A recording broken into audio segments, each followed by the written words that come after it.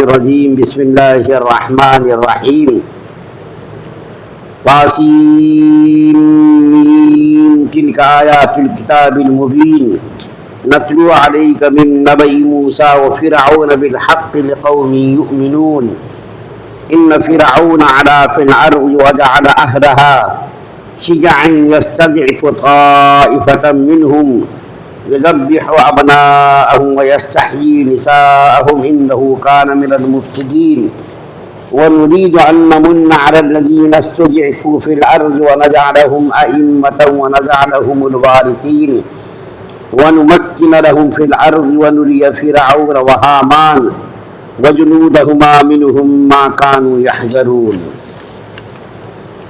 طاسیم میم یہ اس کتاب کی آیات ہیں جو حقیقت واضح کرنے والی ہے۔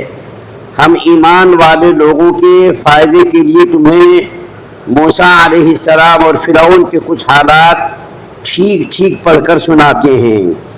واقعہ یہ ہے کہ فرعون نے زمین میں سرکشی اختیار کر رکھی تھی اور اس نے وہاں کے باشندوں کو الگ الگ گروہوں میں تقسیم کر دیا تھا، جن میں سے ایک گروہ کو اس نے اتنا دبا کر رکھا ہوا تھا کہ ان کے بیٹوں کو ذبح کر دیتا اور ان کی عورتوں کو زندہ چھوڑ دیتا تھا۔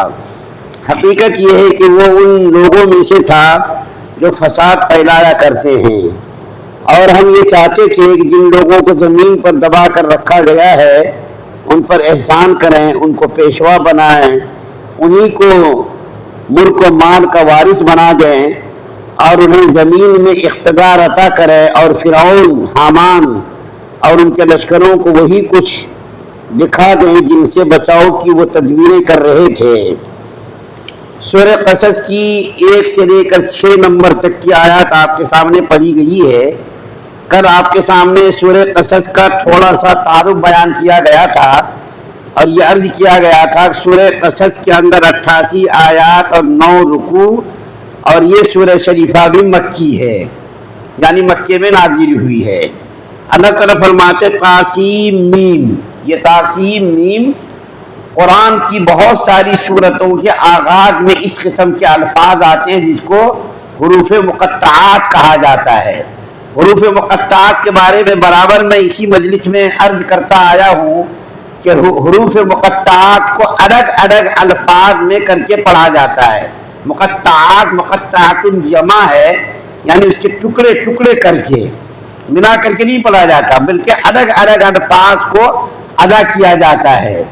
اور حروف مقطعات کے معنی کے بارے میں امت مسلمہ کا یہ اتفاق ہے کہ ان کے معنی صرف اللہ تعالیٰ کو معلوم ہیں، یا تو اللہ تعالیٰ نے نبی کریم صلی اللہ علیہ وسلم کو اس کا علم دیا لیکن امت کو اس کے معنی کو بتانے سے منع کر دیا۔ اس کے اندر کیا راز ہے، کیا حکمت ہے، اللہ تعالیٰ کو معلوم ہے کہ اس کے معنی کو کیوں بتانے سے منع کیا گیا، اللہ تعالیٰ کو معلوم ہے، اور اللہ تعالیٰ مالک و مختار ہے، اللہ تعالیٰ جو چاہے کر سکتا ہے، ہمیں اور آپ کو اس میں دخل اندازی کا کوئی حق نہیں ہے۔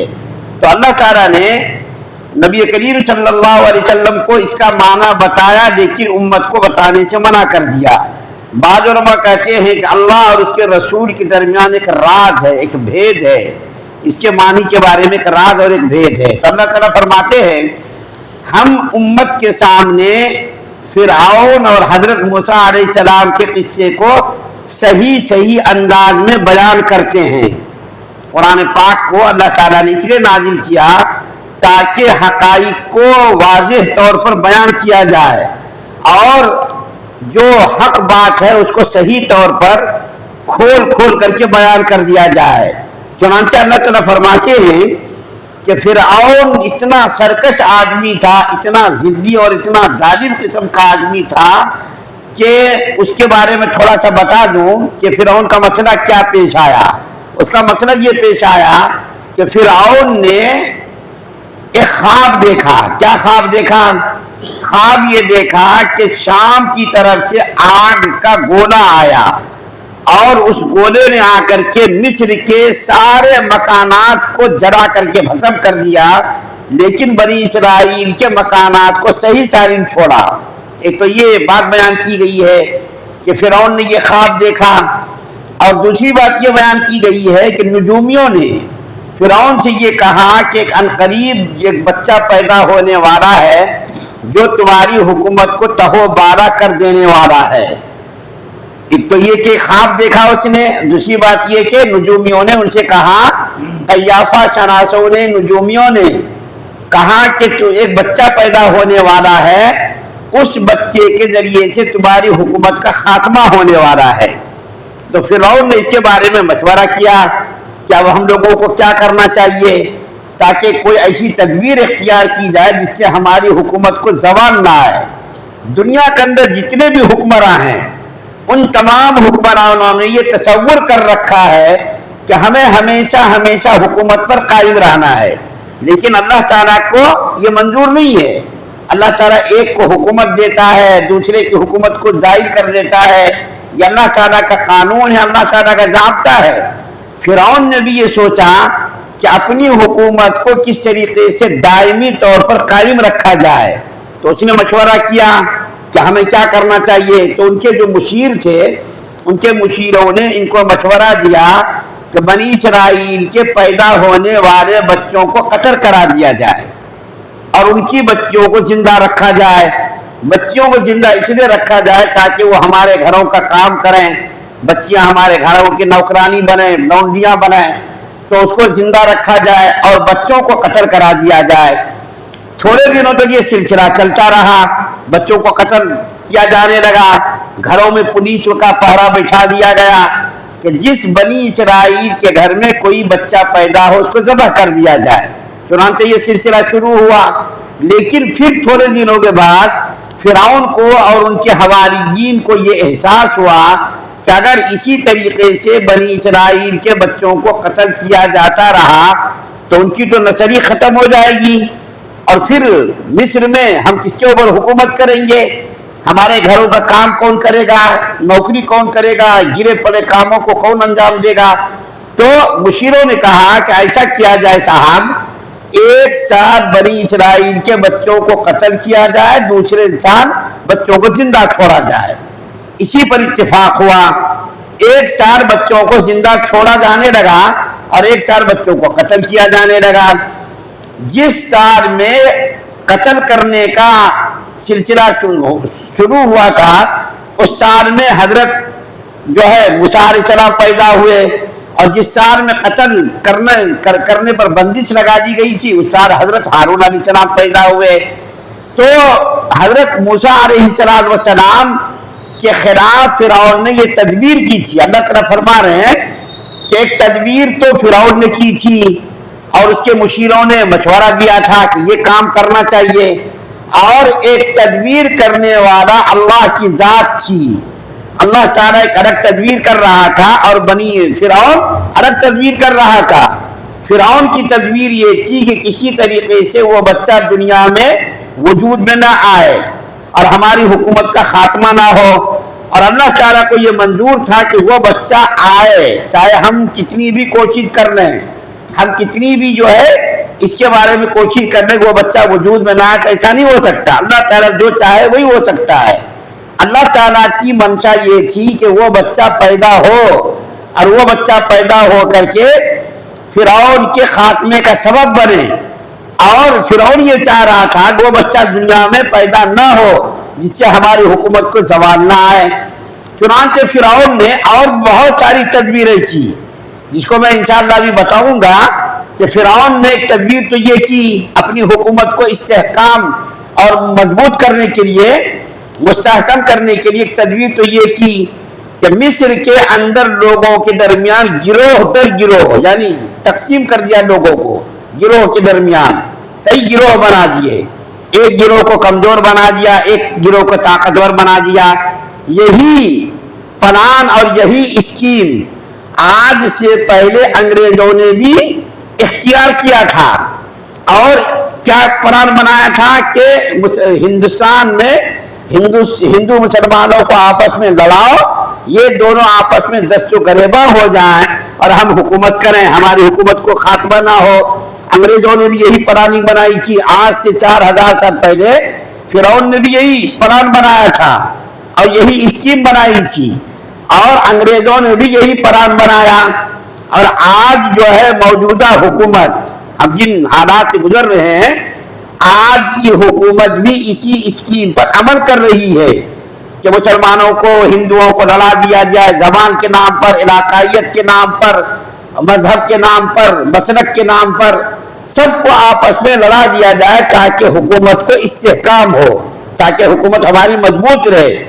آج سے 4000 سال پہلے فرعون نے اس اسکیم کو شروع کیا تھا، اس اسکیم کو اس نے جو ہے سلسلہ شروع کیا تھا، اور آج بھی اس اسکیم پر دنیا کی حکومتیں، مملکتیں اور سربراہان اسی کو پر عمل کر رہے ہیں۔ دنیا کے اندر آپ دیکھیے، جس ملک کے اندر دیکھیے، قوم کے نام پر، وطن کے نام پر، زبان کے نام پر، مذہب کے نام پر، مسلک کے نام پر آپس میں لڑا دیا گیا تاکہ حکومت کو استحکام ہو۔ تو فرعون نے ایک اسکیم بنائی تھی، تدبیر کی تھی، اس اسکیم کو، اس تدبیر کو اللہ تعالیٰ نے ناکام بنا دیا، اور وہ بچہ دنیا کے اندر وجود میں آیا، اور صرف آیا نہیں بلکہ آ کر کے اللہ تعالیٰ نے اپنی قدرت کاملہ کا ایسا نمونہ پیش کیا کہ اس بچے کی پرورش فرعون کے گھر میں کرائی۔ اللہ تعالیٰ کی قدرت دیکھیے، اس بچے کی پرورش اللہ تعالیٰ نے فرعون کے گھر میں کرائی۔ یہاں پر ایک اور بات، بہت اچھی بات مجھ کو یاد آ گئی کہ فرعون نے بچوں کے قتل کرنے کا حکم دیا تھا، جس کا واقعہ ابھی آگے آئے گا۔ تو جس سال موسیٰ علیہ السلام پیدا ہوئے، اسی سال سامری بھی پیدا ہوا۔ سامری جس کا تذکرہ سورہ طٰہٰ میں نے کیا تھا، جس نے بنی اسرائیل کے لوگوں کو گمراہ کیا تھا، تو موسیٰ علیہ السلام کی والدہ نے اس کو صندوق میں ڈالا، وہ بیان کروں گا۔ تو اسی سال میں سامری بھی پیدا ہوا تھا، جو منافق تھا بنی اسرائیل کا۔ تو بنی اسرائیل میں جو یہ سامری پیدا ہوا، تو ان کی ماں نے بھی صندوق میں ڈال کر کے اس کو سمندر کے حوالے کر دیا۔ اللہ تعالیٰ نے حضرت جبریل علیہ السلام کو حکم دیا کہ اس صندوق کو نکال کر کے اس کے اندر جو بچہ ہے، اس بچے کو نکال کر کے پہاڑ کی کھو میں، پہاڑ کے سوراخ میں لے جا کر کے رکھ دو۔ چنانچہ حضرت جبریل علیہ السلام نے وہ صندوق نکالا، اور نکال کر کے اس کے اندر جو بچہ تھا سامری، اس بچے کو نکال کر کے پہاڑ کے غار میں لے جا کر کے رکھ دیا۔ اللہ تعالیٰ نے حکم دیا کہ اس کی پرورش کا انتظام اپنی طرف سے کی جائے، اس کے کھانے کے لیے، اس کے پینے کے لیے اللہ تعالیٰ نے انتظام یہ کیا کہ حضرت جبریل علیہ السلام آتے تھے اور اپنی انگلی کو چٹاتے تھے، انگلی سے شہد نکلتا تھا، دودھ نکلتا تھا، اس کے ذریعے سے اللہ تعالیٰ نے سامری کی پرورش کرائی۔ حضرت جبریل علیہ السلام کے ذریعے خدا کی قدرت دیکھیے کہ سامری کی پرورش اللہ تعالیٰ نے حضرت جبریل علیہ السلام کے ذریعے کرائی، اور موسیٰ علیہ السلام کی پرورش اللہ تعالیٰ نے فرعون کے ذریعے کرائی۔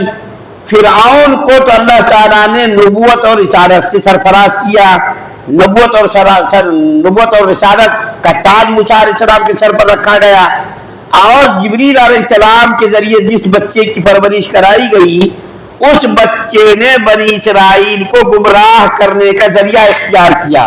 چنانچہ سورہ بقرہ میں آپ نے سنا، اسی مجلس میں میں نے بیان کیا کہ موسیٰ علیہ السلام کی غیر حاضری میں سامری کمبخت نے پیسوں کو اور دولت کو جو فرعون کے ذریعے حاصل کیا گیا تو اس کو آگ کے اندر پکا کر کے اس کا بت بنایا، اس کا بچڑا بنایا، اور بنی اسرائیل کے لوگوں سے کہا یہی تمہارا خدا ہے، اسی کی تم پرستش کرو۔ چنانچہ بہت سارے لوگ گمراہ ہو گئے اور اس کی جو پوجا کے اندر لگ گئے۔